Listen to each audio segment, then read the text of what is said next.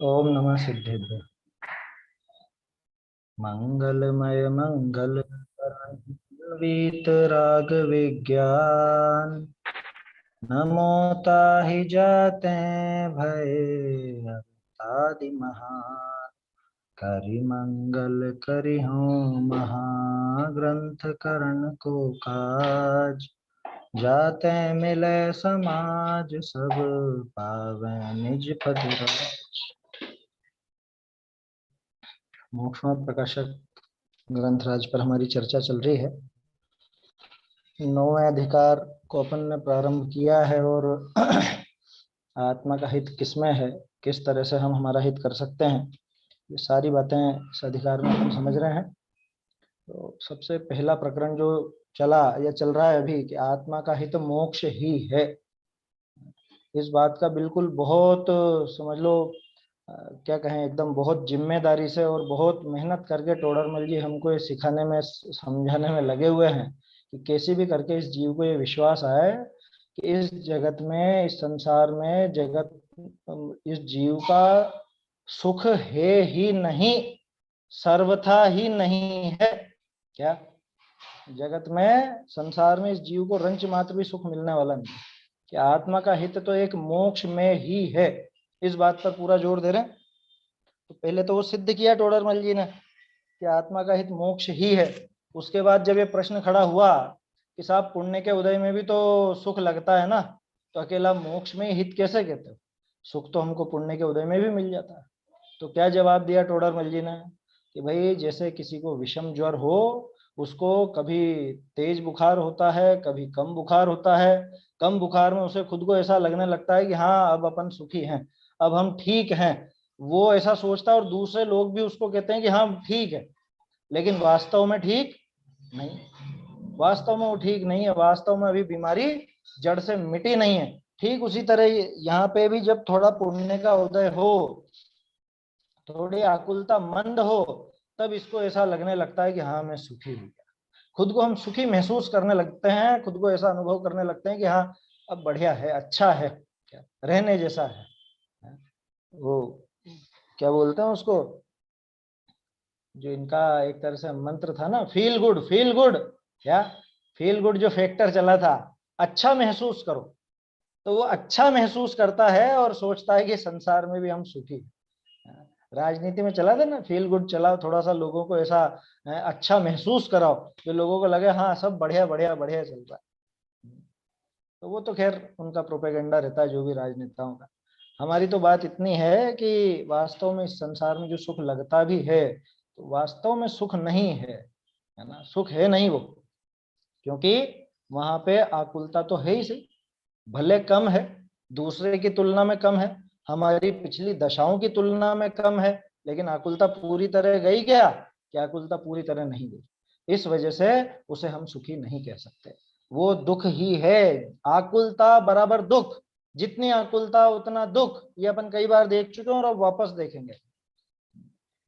तो सुख दुख का पैमाना बाहरी सामग्री से नहीं, पुण्य के उदय पाप के उदय से भी नहीं, बल्कि मोह कितना है, आकुलता कितनी है, उसी से वो सुख या दुख समझना चाहिए, है ना। तो वो सारी बात अभी और सिद्ध करेंगे टोडरमल जी।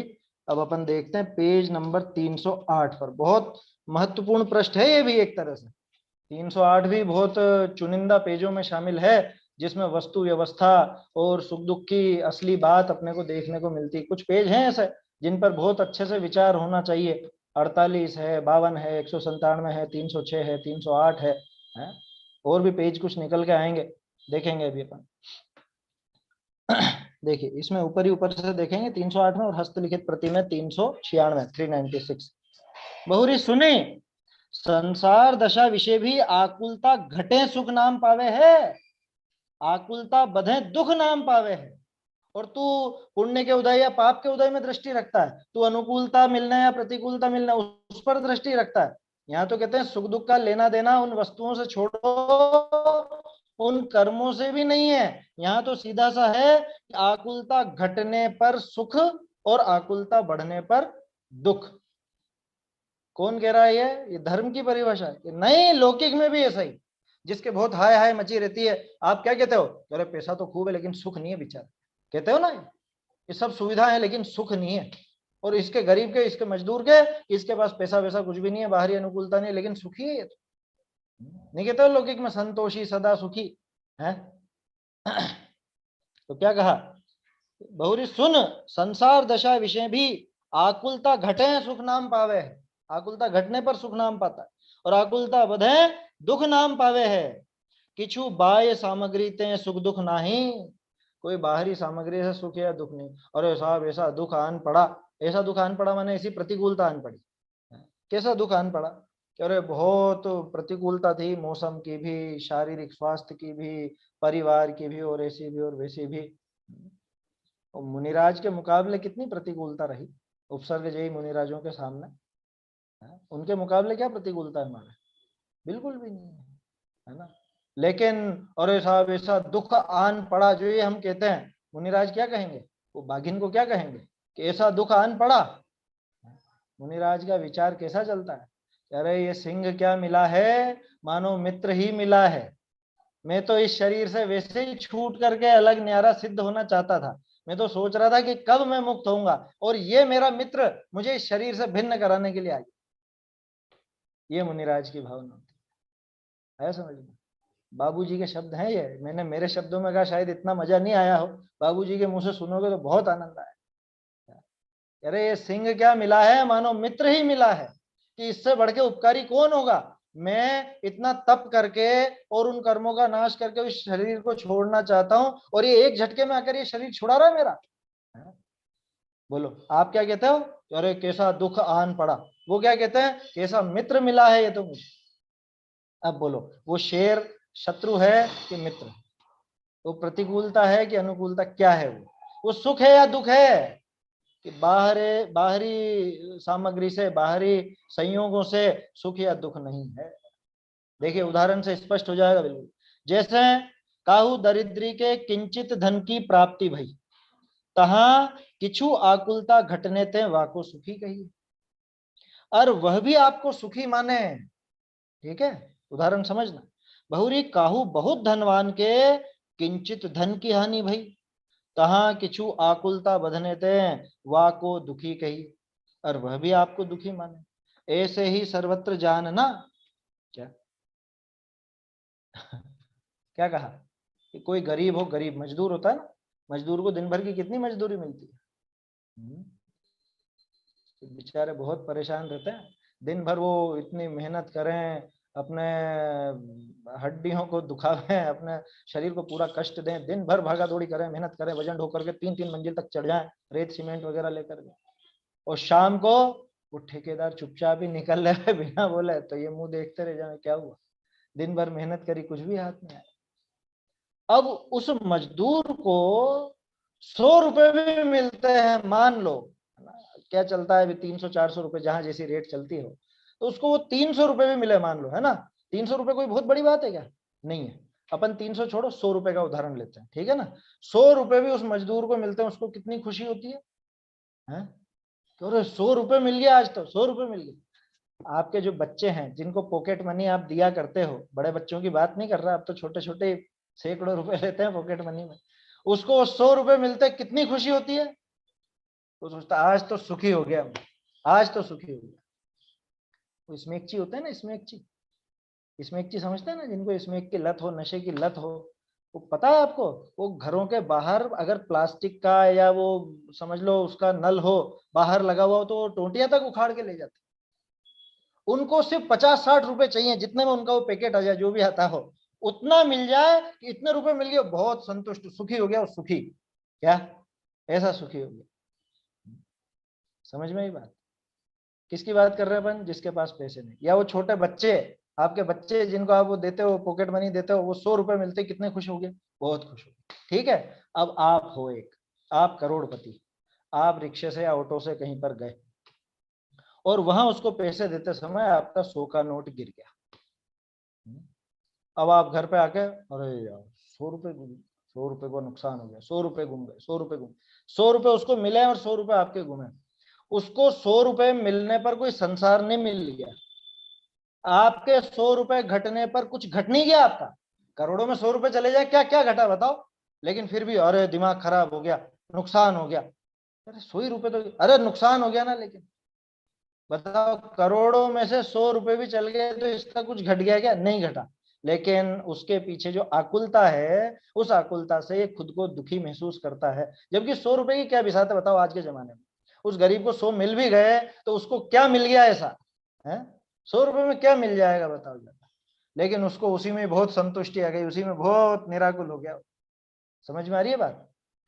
इसीलिए मैंने एक जैसा उदाहरण लिया। 100 रुपए उसके उसको मिले हैं तो वो बहुत खुश, और आपके 100 रुपए जरा से इधर उधर हो गए, गुम गए मान लो, तो आप बहुत दुखी होगी उसमें और खुद को दुखी महसूस करते हो। जबकि वास्तविकता अभी भी देखो तो उस मजदूर से आपके पास तो कितने गुना रुपए आपके पास उससे मौजूद है। वो जिंदगी भर ये मेहनत करता रहे तो इतने रुपए नहीं हो जितने आपके पास पड़े, लेकिन फिर भी वो सुखी है इस वक्त और आप दुखी हो। तो बोलो वो करोड़ों रुपए किस काम के जो आपको सुख नहीं दे? 100 रुपए चल गए जिसका गम हो रहा है। बात समझ में आ रही है? तो कहने का अर्थ यह है कि कौन सी ऐसी बाहरी सामग्री है कि जिसका संयोग होने पर सुख कहलावे?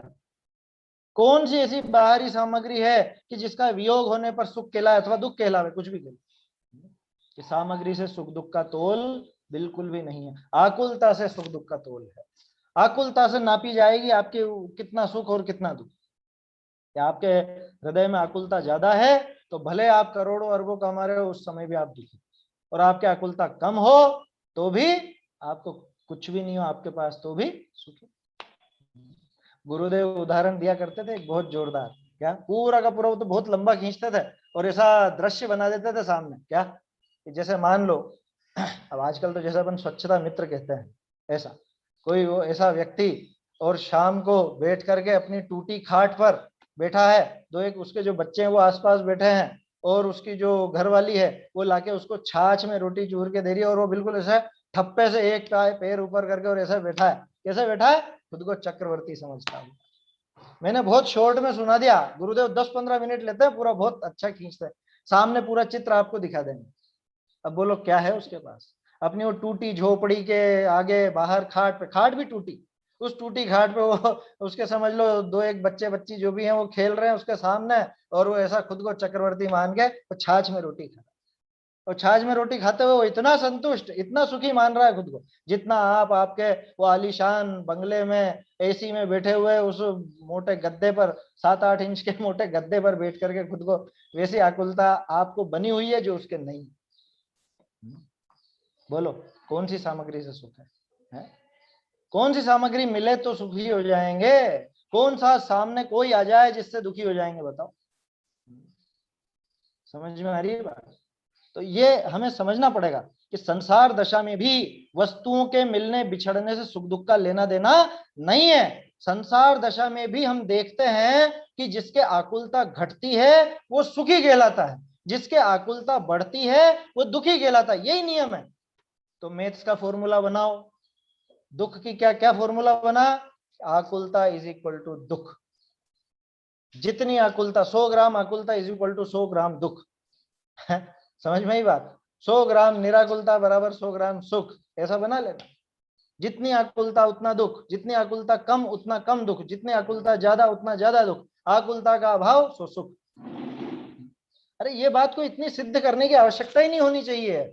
गजब की बात है, हम छेड़ा के पाठी हैं, हम बोल देते हैं, क्या बोलते हैं? आत्म को हित है सुख, सो सुख आकुलता बिन कहिए। बताओ, वही प्रकरण है, इसी प्रकरण को लेकर के उन्होंने 2 लाइनें लिखी।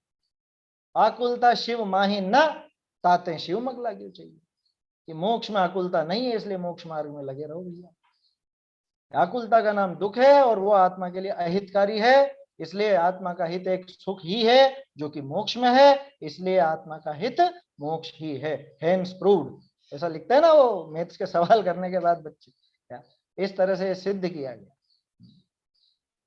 देखो तो कहा ना यहाँ पे, दरिद्र के किंचित धन की प्राप्ति हुई, थोड़े बहुत 101 रुपए मिल गए तो उसके आकुलता बहुत ज्यादा, सॉरी आकुलता घटने से उसको सुखी, और वो भी अपने आप को सुखी मानता है। लोग भी कहते हैं अरे तो सुखी हो गया, आज तो इसको 100 रुपए मिल गए, मजे आ गए इसको, और वो भी खुद को सुखी महसूस करता है।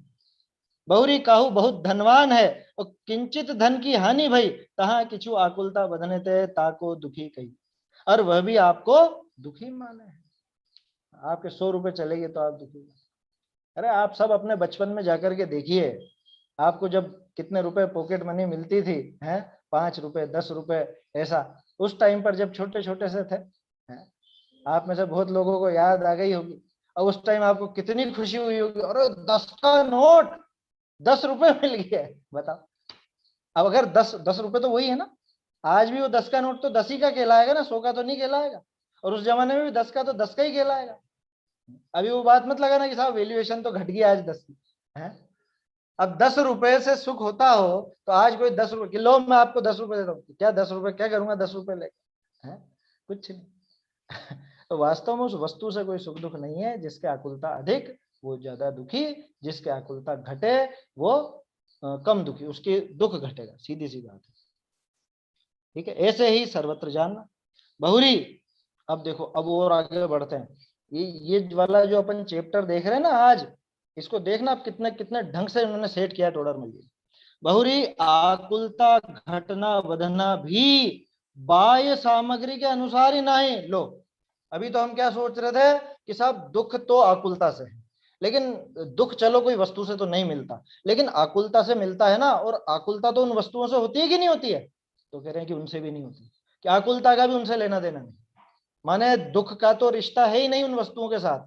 दुख को पैदा करने वाली आकुलता से भी उन वस्तुओं का रिश्ता नहीं। समझ में आ रही है बात?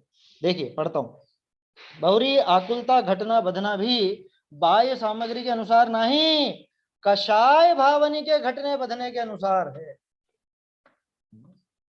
कषाय भावों के घटने बढ़ने के अनुसार। कषाय भाव माने क्या? क्रोध मान माया लोभ अकेला, बस। कषाय सामान्य नाम है, पहले भी बात कर चुके हैं अपन। मिथ्यात्व, राग, द्वेष, इन सब का एक सामान्य नाम है कषाय। कहने का अर्थ यह है कि दर्शन मोहनी और चारित्र मोहनी दोनों के उदय में जो भाव होते हैं, उन सब भावों का एक सामान्य नाम है कषाय। इसलिए कहीं पर इस तरह की बात आए और कषाय अकेला लिखें तो ऐसा मत समझना मिथ्यात्व शामिल नहीं। मिथ्यात्व पहले शामिल होगा, क्योंकि कषायों का मूल जनक कौन है? कषाय मुख्य रूप से किससे पैदा होती है? कि वो मिथ्यात्व से। तो इसलिए पहले मिथ्यात्व तो शामिल हो गई होगा। क्या कह रहे हैं? बहुरी आकुलता घटना बधना भी बाह्य सामग्री के अनुसार ही नहीं, कषाय भावनी के घटने बधने के अनुसार है। जैसे काहू के थोड़ा धन है और वाके संतोष है तो वाके आकुलता थोड़ी है। बहुरी काहू के बहुत धन है और वाके तृष्णा है तो ताके आकुलता घनी। समझ में आ रही है बात? और पढ़ते हैं, पहले पैराग्राफ पढ़ लेते हैं, उदाहरण पूरा हो जाए। बहुरी काहू को काहू ने बहुत बुरा कहा और वाके क्रोध न भया तो आकुलता न हो है। और थोड़ी बातें कहे ही क्रोध हो ही आवे तो वाके आकुलता घनी हो है। तीसरा उदाहरण। बहुरी जैसे गौ के बछड़े ते किछु भी प्रयोजन नहीं, परंतु मोह बहुत ताते वाकी रक्षा करने की बहुत आकुलता। बहुरी सुभट के शरीर आदिकते घने कार्य सदे है, परंतु रण विषय एक मिनट, रण विषय मान अधिक करी शरीर अधिकते मोह घट जाए तब मरने की भी थोड़ी आकुलता हो है। ताते ऐसा जानना संसार अवस्था विषय भी आकुलता घटने बधने ते ही सुख दुख मान्य है। हो गया क्या? एक और है, चलो। बहुरी आकुलता का घटना बधना रागादि कषाय घटने बधने के अनुसार। हो गया ना? ये लैंग्वेज अपन जैसे हिंदी लिखते हैं वैसे वैसे पढ़ने में आती है कि जो आप पढ़ रहे ढूंढारी? हाँ, ढूंढारी तो बोली है और ये जो लिखा हुआ ये देवनागरी है। हाँ, वो वैसे जैसे पढ़। आजकल आप व्हाट्सएप पे लिखते हो तो हिंदी लिखते हो लेकिन लिखते इंग्लिश में हो। मेरी बात समझ में आ रही है? और रोमन में लिखते हो आप क्या कर रहे हो तो KYAKAR, तो लिखा तो रोमन में, लिखी हिंदी है लेकिन। ठीक वैसे देवनागरी है, इन सबकी कोई लिपि तो एक ही। हिंदी हो, संस्कृत हो, ढूंढारी हो, यहाँ तक कि मराठी भी देवनागरी में ही लिखी जाती है ना। इसमें थोड़ी काटा पीटी ज्यादा है ना, तो इस वजह से थोड़ा मुझे हाशिए देखने पड़ते हैं, इसलिए बीच में रुकना पड़ जाता है। देखो, तो 3 उदाहरण दिए, ध्यान रखना। अभी आप गौर से देखिएगा, मैं पूछूंगा 3 क्यों दिए, किस तरफ इशारा कर रहे हैं टोडर में। 3 उदाहरण दिए। क्या कह रहे हैं,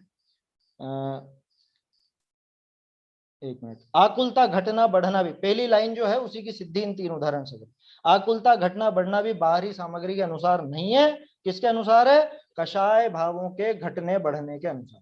माने कुल मिला के अगर कषाय बढ़ी हुई है तो आकुलता बढ़ेगी ही बढ़ेगी, चाहे रुपया पैसा बढ़े चाहे ना बढ़े, है ना। अगर आकुलता घटी हुई है तो बाहर में दुख भी घटेगा ही घटेगा, चाहे बाहर में रुपया पैसा घटे या बढ़े। समझ में आ रही है बात? अभी आकुलता किसके ऊपर, कि आकुलता बाहरी वस्तुओं से लेना देना नहीं रहा, आकुलता का लेना देना कषाय भाव से। और कषाय का किस किस को नाम दिया अपन ने? कषाय का मोह, राग, द्वेष, तीनों का लिया। अब देखो यहां पर, जैसे काहू के थोड़ा धन है, कितना धन? थोड़ा ही धन है ना, रुपया पैसा। किसको नहीं चाहिए? रुपया पैसा तो सबको ही चाहिए संसार में। तो किसी के कम है लेकिन उसके संतोष है, तो वाके आकुलता थोड़ी। अरे ये और आप और पैसे लेकर के आओ, और कमाई करो, ऐसा काम करो, वैसा काम करो, अपन भी नया बंगला खरीदेंगे, अपन भी नई गाड़ी खरीदेंगे। तो पत्नी उसको, पति को कहती रहे, पति क्या करना है अपना, चल तो रहा है अपना जीवन, शांति से चल तो रहा, शांति से है ना, अभी ज्यादा इच्छा नहीं करनी, संतोषी सदा सुखी।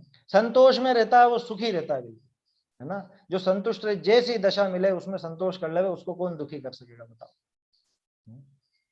किसी के धन कम है ना, लेकिन आकुलता बहुत कम है, तो उसके दुख नहीं है ना, तृष्णा लिखा ना।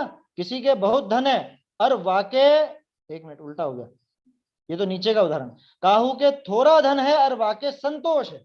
किसी के धन कम है लेकिन उसके पास संतोष है, तो वाके आकुलता थोड़ी। अब संतोष क्या चीज है? संतोष किसको कहना? संतोष को कषाय भाव ही तो है। संतोष माने लोभ की कमी, है ना, लोभ की कमी ये कह सकते हैं अपन। राग भी एक प्रकार का कषाय ही है, जो ऊपर कहा था कषायों के अनुसार आकुलता का घटना बढ़ना। अब राग एक कषाय है, ये राग, ये जो लोभ है, ये लोभ उसके कम है तो उसके आकुलता भी कम है, और आकुलता कम है फलस्वरूप दुख भी कम है। भले ही रुपया पैसा बहुत कम हो, है ना, रुपया पैसा बहुत कम है, बाहर की अनुकूलता बहुत कम है, लेकिन हृदय में संतोष है, माने लोभ कम है, माने कषाय कम है, माने आकुलता कम है, इसलिए दुख भी कम है। रुपये पैसे से सुख दुख का लेना देना नहीं रहा। हाँ, मंद कषाई तो है, संतोष मंद कषाय का ही रूप है। चलो, उससे मतलब ही नहीं। अभी अभी क्या बंधेगा वो बात नहीं चल रही है, बात ये चल रही है कि वो इस समय सुखी है या दुखी, है ना। सुखी कहेंगे, है कि नहीं है वो अगला मुद्दा है। लौकिक में भी उसको ही सुखी कहेंगे, आप उसी को सुखी कहोगे कि अरे बहुत संतुष्ट व्यक्ति है, संतोषी है, इसलिए दुखी नहीं होता। तो मंद कषाय और तीव्र कषाय वाले को जो कर्म बंधन होता है वो तो फिर थोड़ा कम ज्यादा वो होगा ना उसी के अनुसार। बिल्कुल होगा, बिल्कुल होगा, कम ज्यादा। मान लो भाई मंद जिसके ज्यादा कषाय है, तीव्र अनुभाग वाला बंधेगा, उसके तीव्र स्थिति वाला बंधेगा तीव्र कषाय के फल। मंद कषाय वाला उसके मंद स्थिति अनुभाग वाले कर्म बंधेंगे। नहीं, दो जीव है, मान लो एक मंद कषाय वाला है लेकिन उसको बिल्कुल भी स्वरूप की खबर नहीं है, और एक जीव उसको थोड़ी बहुत स्वरूप की, आत्मा की, जिसको थोड़ी बहुत भी मतलब वो आता है, बहुमान आता है, और उसकी कषाय तीव्र है, तो बंद मंद कषाय वाले को ज्यादा नहीं हुआ नहीं नहीं, उसको उसको तीव्र कषाय कैसे कहोगे आप? बाहर से दिखने पर। बाहर से कब? जब वो तत्काल में दिख सकता है, तत्काल में दिख सकता है। ये पहले भी बात की है मैंने, और पहले भी अपने कषाय शक्ति वाला प्रकरण आया था 7वें अधिकार में, तब भी अपन ने बात की थी किसको कहना तीव्र कषाय और किसको कहना मंद कषाय। एकदम से मान लो मैंने कुछ ऐसी बात कही, है ना, चलो आपने कुछ ऐसी बात कही और एकदम से मैं गुस्से में आ गया, बहुत तेज गुस्से में आ गया, मैं तीव्र कषाय हूं कि मंद कषाय हूं? बहुत तेज गुस्सा हो गया, क्या भला बुरा कहने लग गया एकदम। आज सुबह भी ये बात चली थी कि देखो किस्मत से ऐसे मिल जाता है बेटा, आत्मानुशासन में भी सुबह आज ये बात चली थी हमारे। तीव्र कषाय कैसा है? तीव्र कषाय तो वो तब कहलावे कि वो कषाय कितने लंबे समय तक खींची। समझ में ही बात? अभी एकदम से गुस्सा हो जाऊं, लेकिन इतने मात्र से क्या तीव्र कषाय हो जाएगी क्या? तीव्र कषाय तो उसका नाम है कि वो कितने लंबे समय तक चले। वो बात चल रही थी स्वाध्याय का फल, तो स्वाध्याय फलदायी हुई कि नहीं हुई? अगर एकदम से गुस्सा अभी भी आ जाता है तो, बरसों से आप सुनते पढ़ते आ रहे हो और एकदम से गुस्सा आ जाए तो, या एकदम से कोई कषाय, दूसरी कषाय भी तीव्र हो जाए तो स्वाध्याय का फल मिला कि नहीं मिला? कि अरे वो कषाय आ गई, वो तो चारित्र मोह का एकदम से तीव्र उदय आया था, तो उस झटके में वो भी तीव्रता आ गई। लेकिन खास बात यह है कि बाद में संभाला कैसे उसने अपने आप को? अगर संभाल लिया तो वो स्वाध्याय का फल है, उसको स्वाध्याय का फल मिला है उसको, वो स्वाध्याय निष्फल नहीं गई। लेकिन इसने ऐसा कहा था मुझसे, बरसों तक ये याद रखे, बरसों तक वो बात याद रखे, तो इसका मतलब वो कषाय खींच ली उसने। आपको पता है क्यों 5-5 महीने में आ जाते हैं 10 लक्षण है? तो उसके पीछे कारण यही है। समझ में आ रही बात क्या कहना चाह रहा हूं मैं? अनंतानुबंधी का संयोजन काल है 6 महीने, तो इसलिए वो 10 लक्षण आ जाते। एकदम से गुस्सा आया किंतु वो ज्यादा न चले, है ना, ज्यादा न चले, तो समझना कि ये तीव्र कषाय नहीं है। उस समय आप भले तीव्र कषाय कह दो, लेकिन तीव्रता उसके तब कहलावे जब लंबे समय तक टिके, लंबे समय तक टिके, है ना, वो मंद कषाय है। अगर तत्काल में आपको ऐसा आ भी गया, लेकिन बाद में आपने खुद को संभाल लिया, उसके बाद पश्चाताप भी हुआ कि अरे कहाँ मैं फालतू में पागल बन रहा था, ये तो भिन्न है, ये सारे पदार्थ मुझसे न्यारे हैं, ये अपने अनुसार चलने वाले हैं नहीं, इनसे मेरा कुछ लेना देना है नहीं, फिर अपन ने अपने आप को संभाल लिया, उस कषाय भाव से बच गए, तो ये हमारे स्वाध्याय का हमको सुफल मिला है। तो फिर कहाँ तीव्र कषाय कहोगे उसको? पंडित जी, जब कषाय आ जाए और फिर एकदम भेद विज्ञान करता, अरे मैंने पर के पीछे इतना परिणाम बिगाड़ा, और एकदम वैसा हो जाता है शांत चित्त वाला, तो वो तीव्र कषाय में नहीं आएगा? नहीं आएगा ना, तो यही तो कह रहा हूं मैं। हाँ, तो यही तो उसका कह रहा बंद, हूं उसको। उसका बंद कैसे होगा? बंद कैसे होगा? वो तो तत्काल जैसे भाव थे वैसा ही होगा। बंद तो उसका जो उस समय तीव्रता थी तो वैसा ही बंद होगा उस समय, है ना। यही लेकिन तो जब हम गड़बड़ है, तीव्र और तीव्रता मंद में हो कहते गया। हैं, हाँ, जब हम तीव्र मंद कहते हैं तो एक लंबे समय को देख करके कहते हैं। अच्छा अच्छा। लंबे समय तक कैसे भाव चले वैसे ही कहोगे ना आप उसको। समझ में आई बात? अरे इसको ऐसे समझो कि जैसे कोई चोर है, ठीक है, तो वो चोर है और वो प्रतिदिन चोरी करता है, ठीक है। अब प्रतिदिन चोरी करता है, रेगुलर चोरी करता है, लेकिन सोता भी तो है रात में, तो सोते समय तो चोरी नहीं कर रहा है ना वो। अब उस टाइम पे आप देख के क्या कहोगे? अरे बिल्कुल सीधा है, ऐसा कहोगे क्या? अरे नहीं ये चोर है। क्या देख के कह रहे हो आप? कि लंबे समय तक इसकी क्रियाएं कैसी चली, उस हिसाब से आप उसको चोर ही कहते हैं। समझ में आ रही है बात? इसको आप ऐसे समझना जैसे वो संग्रह नय है ना, ऋजु सूत्र नय और वो संग्रह नय दोनों अपोजिट चलते हैं, तो संग्रह नय से हम एक बहुत बड़े स्केल पर देख करके वो तीव्र कषाई या मंद कषाई नाम देंगे। एक एक झटके के उस पर नाम नहीं दे देंगे। एक झटके में तीव्र हो गया, एक झटके में शांत हो गया, थोड़ी सी देर के लिए शांत है बाकी समय तीव्र रहता है, तो क्या कहेंगे उसे? तीव्र ही कहेंगे, है ना। पर उस समय मतलब आयु बंद आ गया तो तीव्र का बन जाएगा?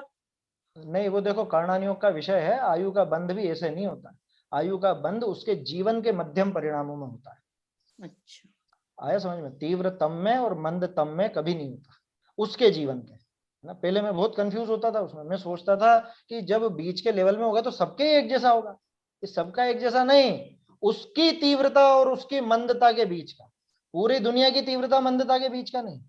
इसको ऐसे समझो कि एक है जिसकी तो 50 डिग्री और 100 डिग्री के बीच का, क्या निकलेगा? 75 डिग्री। और एक है कि 20 डिग्री और 60 डिग्री के बीच का, तो 20 और 60 के बीच में क्या कि 40, तो अंतर पड़ गया ना। इसका मध्यम तो निकला 40, उसका मध्यम निकला 75। ऐसे गणित से वो समझ में आ जाता। तो कर्णानियोग का विषय वो अपने को पकड़ में आता नहीं है कि आयु कब बंधेगी, लेकिन इतना अपन कह सकते हैं कि पूरे जीवन काल में उसके जैसे परिणाम रहे, उस अनुसार उसके जो मध्यम परिणाम जहां रहेंगे उस हिसाब से उसको आयु बंध होता है। उसमें भी और विशेष बातें जो कर्णानियोग के हिसाब से लागू पड़ती है। अभी अपना वो विषय नहीं है। अपना विषय तो ये है कि बाहरी सामग्री से उस आकुलता का लेना देना नहीं, इसलिए उस दुख का भी लेना देना नहीं। किससे लेना देना है आकुलता का? कि कषाय भाव से, है ना, कषाय भाव से। और वो कषाय भाव का लेना देना कैसे है? देखो यहाँ पे क्या कह रहे हैं, एक मिनट। हाँ, काहू के बहुत धन है और वाके तृष्णा है। किसी के पास धन तो बहुत है लेकिन तृष्णा बहुत ज्यादा। अब उल्टा उदाहरण आ गया, है ना। पहले ही उदाहरण में 2 हैं। एक जीव तो ऐसा कि जिसके धन बहुत कम है लेकिन तृष्णा भी नहीं है उसके, माने कषाय मंद है। कषाय मंद है तो फलस्वरूप आकुलता कितनी होगी? आकुलता भी मंद होगी। आकुलता मंद है तो फलस्वरूप दुख कितना होगा? दुख भी कम होगा। इसका उल्टा कर दो, रुपए पैसे तो बहुत है साहब, लेकिन तृष्णा बहुत ज्यादा है, माने लोभ बहुत ज्यादा है, माने कषाय बहुत ज्यादा है, माने आकुलता बहुत ज्यादा है। फल क्या निकलेगा? बहुत दुख, है ना? समझ में आ रहा है? ये सीधा उदाहरण है बिल्कुल। ये हो गया अपना एक उदाहरण, है ना? तो ताके आकुलता घनी। अब दूसरा उदाहरण, किसी ने किसी को कुछ कहा, ठीक है, होता है ना कई बार। अरे अक्सर घरों में देखा जाता है कि अपना कोई खास हो, कोई बिल्कुल खास रिश्तेदार हो या मित्र हो, वो तो भले गालियां भी दे दे तो भी बर्दाश्त, तो भी ये बुरा नहीं माने। और अगर कोई अपना ऐसा व्यक्ति हो, भले ही अपना हितेच्छु हो, लेकिन अपने को ऐसा लगता है कि ये खराब है, तो वो छोटी सी भी बात कह दे तो ऐसी चुप जाए, बिल्कुल तन तना जाए उसमें कि कैसे दी, ऐसा कैसे कह दिया। ये घरों में जो झगड़े होते हैं आपस में, वो इसी वजह से तो होते हैं। अधिकांश किस्सा कुछ नहीं होता, कहने सुनने में बात बहुत बढ़ जाती है, मुझसे ऐसा कैसे कह दिया है। समझ में ही बात। जितने भी झगड़े अपन देखते हैं, है ना, बाप बेटे के, या समझ लो सास बहू के, या वो क्या बोलते हो आप, देरानी जेठानी के, ननद भौजाई के, जो भी झगड़े देखने में आते हैं, जैन परिवारों में, समझदार परिवारों में तो कम होते हैं, लेकिन अधिकांश जाओ जहाँ पे तत्व ज्ञान की धारा नहीं है वहां पे हो सकते हैं, कोई बड़ी बात नहीं। तो वहां अधिकांश यही होता है। क्या होता है? बहुरी काहू को काहू ने बहुत बुरा कहा, किसी को किसी ने बहुत बुरा कहा, बहुत ज्यादा बुरा कहा, इतना बुरा कहा कि अरे तू तो मर जा, इतना भी बुरा कह दिया, या बिल्कुल गालियां दी। और वाके क्रोध न भया, तो वाके आकुलता न हो, उसके गुस्सा नहीं, उसको गुस्सा नहीं आया तो उसको आकुलता नहीं होती, ठीक है ना? और थोड़ी बातें कहे ही क्रोध हो ही आवे तो वाके आकुलता घनी हो है। और अगर थोड़ी सी बात कहने पे उसको बहुत तेज गुस्सा आ गया तो आकुलता बहुत हुई। अब ये बताओ, उस बात से दुख का क्या लेना देना है? या उस बात से आकुलता का क्या लेना देना है? जो बात कही गई वो बिल्कुल मामूली सी हल्की फुल्की बात कही थी या गालियां दी गई थी, उस बात से क्या लेना देना है आपकी आकुलता का या सुख दुख का? तो बिल्कुल भी नहीं है। उस बात से आपको आकुलता पैदा नहीं हुई है। आपके तो आकुलता वो जो अंदर में तीव्र कषाय, तीव्र क्रोध का भाव चल रहा था उसके कारण पैदा, या वो अरति का भाव, जो भी भाव, द्वेष रूप जो भी कषाय है, वो तीव्र द्वेष चल रहा था, उसके कारण वो आकुलता पैदा हुई। ऐसा ही है ना? तो दादा एक उदाहरण सुनाते हैं क्या। एक वो लड़का था, अब वो रात को 9 बजे पढ़ करके आया लाइब्रेरी से, है ना? सुना होगा आप सब लोगों ने, सुन रखा। लाइब्रेरी से पढ़ करके आया, और अब उस दिन क्या, बाप का मूड थोड़ा ऑफ था, उसका मूड खराब था। वो, ये कहाँ से आ रहे हो? कि पढ़ के आ रहा हूँ पिताजी। ये पढ़ के आ रहे हो? ये कोई पढ़ के आने का टाइम है? 9 ही तो बजे, हमेशा तो रोज ही तो इसी टाइम आता हूँ वहां से लाइब्रेरी से पढ़कर। ये जीवान लड़ाता है मुझसे। क्या बताओ, वो उसको सीधा सीधा जवाब दे रहा। अब मैं बोल रहा हूँ तो जवाब नहीं दे रहा है, अब चुप हो गया तो कहता है कि जवाब नहीं दे रहा, बोले तो कहता है जवाब दे रहा। कुल मिला के उस दिन उसके क्रोध तीव्र था, तो इस वजह से उसके आकुलता ज्यादा थी और वो दुखी था। दूसरा दिन, किसी और दिन वो फिल्म देख के रात को 12 बजे आया है, तो उसकी माँ ने सोचा अभी इसकी डांट पड़ाती हूँ। तो माँ ने सोचा देखो देखो ये अभी आया 12 बजे पिक्चर देख, कह रहे वो नहीं देखेगा तो क्या हम जाएंगे पिक्चर देखने? किसी बातें करती, सो जा चुपचाप है। समझ में ही बात कि उस दिन क्या हो गया कि उस दिन उसके ऐसी तीव्र कषाय नहीं थी, तो इसलिए उसको आकुलता भी नहीं हुई। जिस दिन तीव्र कषाय थी तो बिना कारण के वो बरस पड़ा उसको। होता है ना कई बार, अरे आप लोगों के सबके जीवन में ऐसा घटित हुआ होगा कि जब आपका दिमाग खराब हो रहा होगा तो बच्चों को बिना काम ही, बिना उनकी गलती की पिटाई हो गई होगी, हुआ ना? या डांट दिया होगा, जो भी किया होगा। हम उसको मूडी कह देते हैं कि बहुत मूडी है, पता नहीं, कुछ समझ नहीं आता इसका कि कब क्या रिएक्ट करेगा। वो तभी कहेंगे जब बहुत लंबे समय तक ऐसा चले। क्या हमेशा ही ऐसा चलता रहे ना, जिसका पता नहीं चलता, उसको ऐसा कहेंगे। तो बात समझ में आ रही है? कुल मिला के वो दुख क्यों हुआ बताओ? वो फिल्म देखने के कारण, या वो क्या कहें उसको, अपन लाइब्रेरी जाने के कारण, किसके कारण दुख हुआ उसको, उसको पिता, कि उसके कषाय भाव के कारण ही वो दुखी हुआ था। तो कभी कोई बहुत ज्यादा बुरा कह देवे तो भी उसको गुस्सा ना आए, कभी कोई बहुत कम भी बात कहे, बिल्कुल मामूली सी बात कहे, और तो भी बहुत ज्यादा गुस्सा आए। तो बहुत ज्यादा गुस्सा वो बहुत ज्यादा आकुलता का जनक है, और वो बहुत ज्यादा आकुलता उस बहुत ज्यादा दुख की जनक है, ना कि वो बात। वो जो बात कही गई है उससे उस सुख दुख का, उस आकुलता का लेना देना नहीं है। अपने अंदर जो कषाय भाव है उस कषाय भाव से उस आकुलता का लेना देना है। 2 उदाहरण हो गए। तीसरा, कुछ गौर कर रहे हो आप कि काई काई के उदाहरण है ये?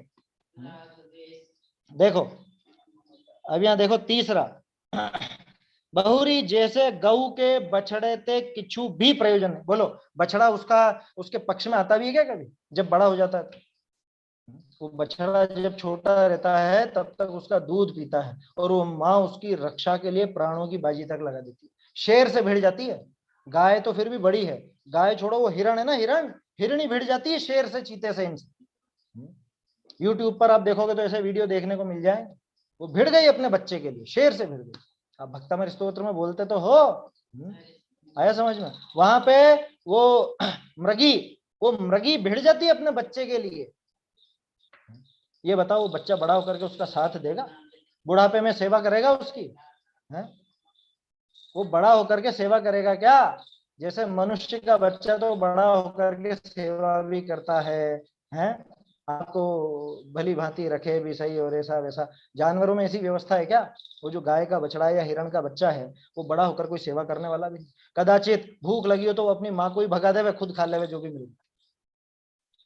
बड़ा होने के बाद, छोटेपन में तो वो माँ का दूध पीता है वो उसका, है ना, वो गाय के थनों से लग करके वो दूध पीता है, बच्चा है जब तक। बड़े होने के बाद वो किसी काम का नहीं उस गाय के। तो अब बोलो, गाय को ये बात नहीं पता? उसने क्या देखा नहीं दूसरे गाय के बछड़ों को?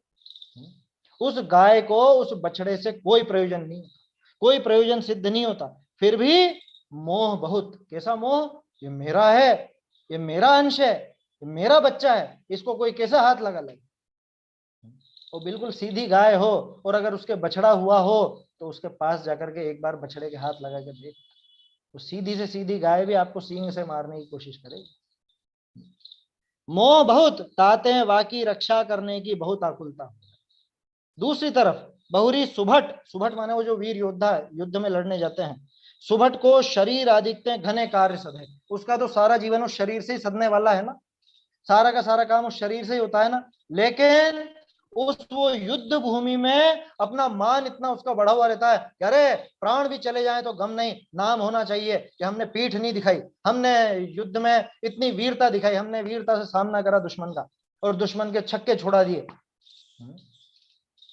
उस मान के कारण वो अपने शरीर की भी परवाह नहीं करता, प्राणों की भी परवाह नहीं करता, जान दे देता।